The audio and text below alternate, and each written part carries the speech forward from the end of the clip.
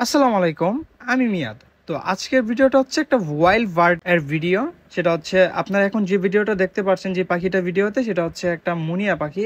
আর আমি আজকে এটার বিষয়ে বলবো। যারা মুনিয়া পাখি চিনেন না তারা ভিডিওটা দেখে চিনে নিন, যাতে আপনার আশেপাশে দেখলে আপনি চিনতে পারেন। আব্বু গিয়েছে চট্টগ্রাম সেনানিবাস, আর ওখানে যাওয়ার পর আমাকে ফোন করে বলে তার একটা কাজ রয়ে গেছে, যেটা আমার গিয়ে শেষ করতে হবে। তো আমি হচ্ছে আব্বুর কাজটা করার জন্য নিকটস্থ কাজের জায়গায় চলে গেলাম। তো যাওয়ার পর হঠাৎ করে দেখি একটা ওয়াইল্ড বার্ড, যেটা দেখে আমি আসলেই একটু ইন্টারেস্টিং পার্ট হয়ে দাঁড়ায় আমার কাছে।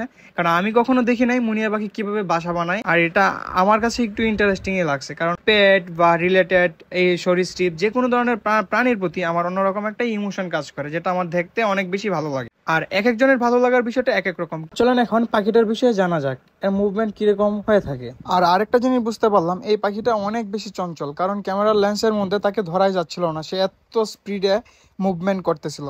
আমি আপনাদেরকে এখন 0.5 বেটার কোয়ালিটিতে স্লো মোশন করে দেখাবো যে তাদের আসলে। আর এই ফাঁকে আপনি চ্যানেলটা সাবস্ক্রাইব করে দেন এন্ড একটা লাইক কমেন্ট শেয়ার করে দেন। আর যারা এই পাখিটা চিনে না তাদের কাছে ভিডিওটা পাঠিয়ে দেন।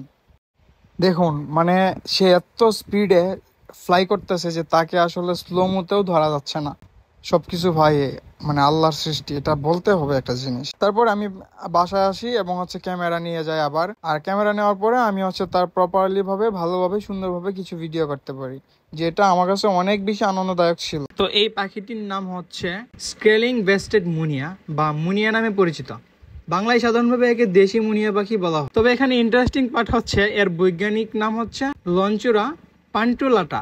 এদের বুক ও পেটের অংশের দিকে সাদা কালো ছিটছিটে একটা দাগ থাকে। মাথা এবং পিঠের রং হচ্ছে বাদামি কালার। ছোট আকৃতির ও শান্ত প্রকৃতির হয়, তবে আমার কাছে মনে হলো এটা একটু অশান্ত বেশি হয়ে থাকে।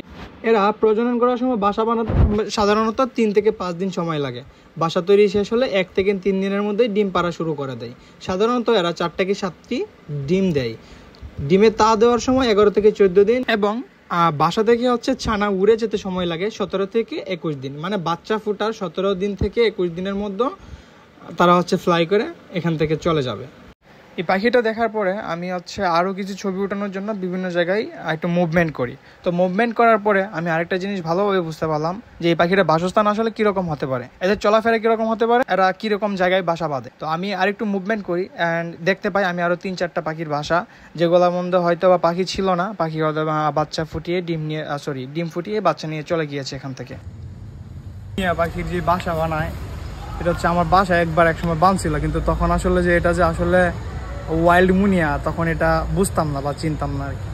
তো আজকে হচ্ছে এখানে আসার পরে সেটা দেখতে পারলাম, আর দেখার পরে ভাবলাম কি যে এটার আসলে একটা ভিডিও করি। এরকম টাইপের তো আমি অনেককে দেখছি কন্টেন্ট হিসেবে ওগুলো হচ্ছে বানায়া দেয়। এটা অ্যাকচুয়ালি কন্টেন্ট না, আমি বাসা থেকে যখনই বের হই যা চোখে পড়ে তাই হচ্ছে তুলে ধরি। সোশ্যাল মিডিয়া একটা ব্যাপার। যাই হোক, সাথে আছে হচ্ছে এই যে লিয়ান ভাই। কি অবস্থা ভাইয়া? এই তো আলহামদুলিল্লাহ ভালো। তোমার কি খবর? এই তো ভাই